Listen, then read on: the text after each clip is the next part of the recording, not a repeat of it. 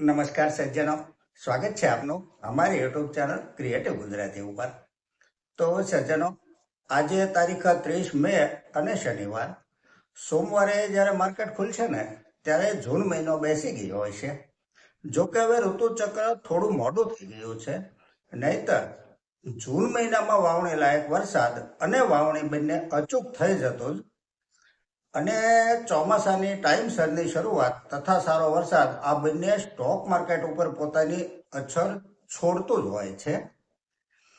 દોસ્તો, આજે અહીંયા થોડી એવી કંપની ઉપર ચર્ચા કરવી છે આપણે, જેના માર્ચ 24 ક્વાર્ટરના રિઝલ્ટ સારા આવ્યા છે, પ્રોફિટમાં વધારો થયો છે અને ફંડામેન્ટલ પણ કંપનીનું સારું છે. સજ્જનો, અહીંયા કંપની તથા ફંડામેન્ટલના વીતેલા ઇતિહાસની ચર્ચા માત્ર અભ્યાસના હેતુથી કરીએ છીએ. જેને ખરીદ વેચાણની ભલામણ નહીં સમજવા આપ સૌને એક વિનંતી કરું છું. આજની ચર્ચાની પહેલી કંપની છે આદિત્ય ઇન્ફોટેક લિમિટેડ. રિઝલ્ટ આવ્યું છે અને રિઝલ્ટ સારું આવ્યું છે, એટલે સ્ટોકમાં 10%ની અપર સર્કિટ લાગી ગઈ હતી શુક્રવારે. કંપની કેમેરા તથા તેની આખી સિસ્ટમ બનાવે છે. આજકાલ તેની માંગ અને જરૂરિયાત બંને સારું એવું છે. સરકારના નિયમ પ્રમાણે પણ મોટા ભાગે સીસીટીવી કેમેરા ફરજિયાત થઈ ગયા છે અને આપણે કોઈ પણ સ્થળે જોઈએ આ કેમેરા અચૂક જોવા મળતા જ હોય છે આપણને. કંપનીનું ફંડામેન્ટલ જોઈએ તો જે સેલ્સ માર્ચ 25 ક્વાર્ટરમાં 977 કરોડ હતું, તે ત્યાંથી વધીને 1422 કરોડ થયું છે. નેટ પ્રોફિટ 55 કરોડથી વધી 169 કરોડ થયો છે. આઈ રિપીટ, 55 કરોડથી વધી 169 કરોડ થયો છે. એટલે 3 ગણાથી પણ વધારે પ્રોફિટ થયો છે, વધીને થયો છે. છેલ્લા 3 વર્ષનો કમ્પાઉન્ડિંગ પ્રોફિટ ગ્રોથ 48% છે અને ટીટીએમ 145% છે. સેલ્સ ગ્રોથ છે જ્યારે 3 વર્ષનો 23% છે, ટીટીએમ 36% છે. બેલેન્સ શીટ જોઈએ તો બોરોવિંગ 180 કરોડ છે. સામે રિઝર્વ કંપની પાસે 1865 કરોડ છે. બોરોવિંગની સરખામણીએ રિઝર્વ કંપની પાસે 10 ગણું છે. માર્કેટ કેપ 36,218 કરોડની છે. સ્ટોક પ્રાઇસ 2,904 રૂપિયા છે. 52 વીક હાઈ જે 2,904 રૂપિયા ગયા શુક્રવારે ગઈકાલે બનેલો છે. પી રેશિયો 93 છે. આરઓસીઈ 29.60% છે. આરઓઈ 25.40% છે. ફેસ વેલ્યુ 1 રૂપિયો છે. શેર હોલ્ડિંગ પેટર્ન જોઈએ તો પ્રમોટર હોલ્ડિંગ 74.75% છે. એફઆઈઆઈનું હોલ્ડિંગ 5.72% છે. ડીઆઈઆઈનું હોલ્ડિંગ 14.75% છે. એફઆઈઆઈ અને ડીઆઈઆઈ બંનેના હોલ્ડિંગમાં વધારો થયો છે અને પબ્લિકનું હોલ્ડિંગ 8.38%થી ઘટીને 4.78% થયું છે. આ એક પ્રોફિટેબલ કંપની છે. પ્રોફિટનો ગ્રોથ સારો છે, ફંડામેન્ટલ પણ સારું છે કંપનીનું. આગળની કંપની છે જમના ઓટો ઇન્ડસ્ટ્રીઝ લિમિટેડ. 1965માં સ્થપાયેલી આ કંપની ઓટો પાર્ટ્સ બનાવે છે. 65 વર્ષથી પણ વધારે અનુભવી આ કંપની છે. કંપની પાસે 65 વર્ષથી પણ વધારેનો અનુભવ છે ઓટો પાર્ટ્સ બનાવવાનો.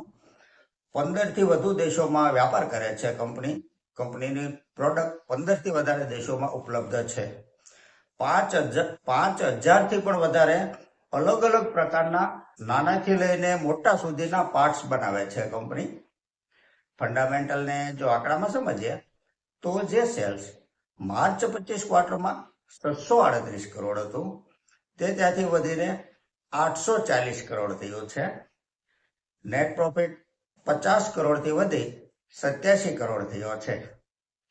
છેલ્લા 3 વર્ષનો કમ્પાઉન્ડિંગ પ્રોફિટ ગ્રોથ 12% છે અને ટીટીએમ 31% છે. સેલ્સ ગ્રોથ છે જ્યારે 3 વર્ષનો 4% છે, પરંતુ ટીટીએમ 15% છે. ટીટીએમ દોસ્તો એટલા માટે હું દર વખતે બોલું છું, ટીટીએમ એટલે ટ્રેલિંગ 12 મંથ, છેલ્લા 12 મહિનાનો જે કંપનીનું પરફોર્મન્સ છે ને તે પરફેક્ટ ટીટીએમ આંકડા બતાવે છે, માટે ટીટીએમ બોલું છું. બેલેન્સ શીટ જોઈએ તો બોરોવિંગ 12 કરોડ છે, જે 3 મહિના પહેલા 358 કરોડ હતું. 358 કરોડમાંથી ઘટીને 12 કરોડ બોરોવિંગ રહ્યું છે કંપની પાસે અત્યારે. રિઝર્વ કંપની પાસે 1107 કરોડ છે, જે રિઝર્વ આજથી 3 મહિના પહેલા 953 કરોડ હતું. તેનો અર્થ એ થયો કે બોરોવિંગ ઘટ્યું છે અને રિઝર્વ સામે વધ્યું છે. માર્કેટ કેપ 5104 કરોડની છે. આ એક સ્મોલ કેપ કંપની છે.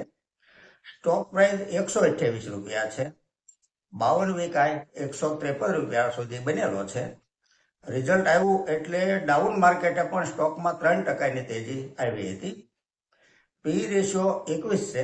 ROCE 27.27% છે.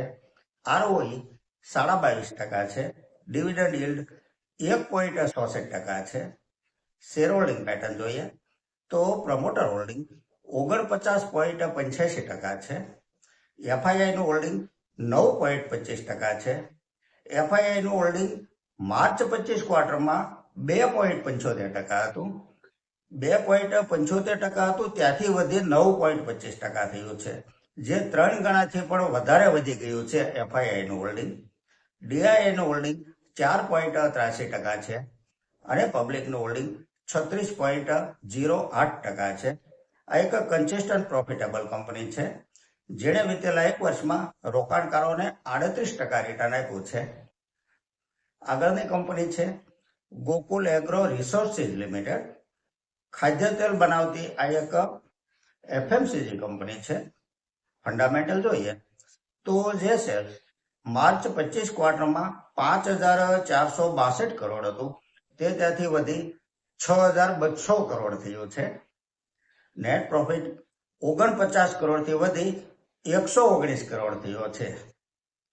છેલ્લા 3 વર્ષનો કમ્પાઉન્ડિંગ પ્રોફિટ ગ્રોથ 41% છે અને TTM 50% છે.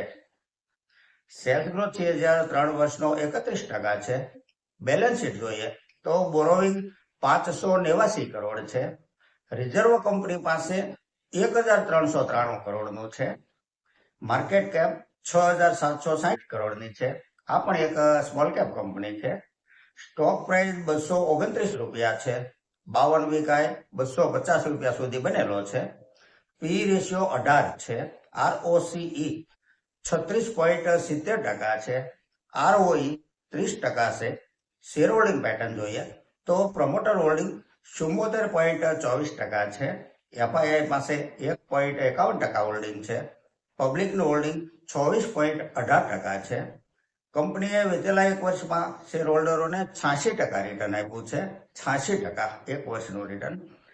3 વર્ષનો સ્ટોક પ્રાઇસ CAGR 66% છે.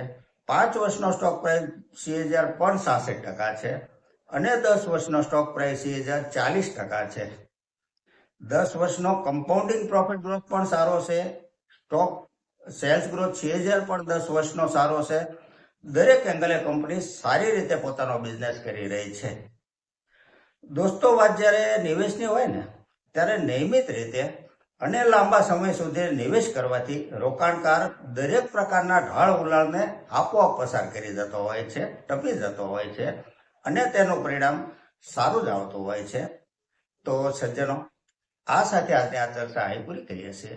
જો આપને આજની આ ચર્ચા પસંદ આવી હોય તો લાઈક કરજો, શેર કરજો, મારી ચેનલને સબસ્ક્રાઈબ કરજો. નમસ્કાર.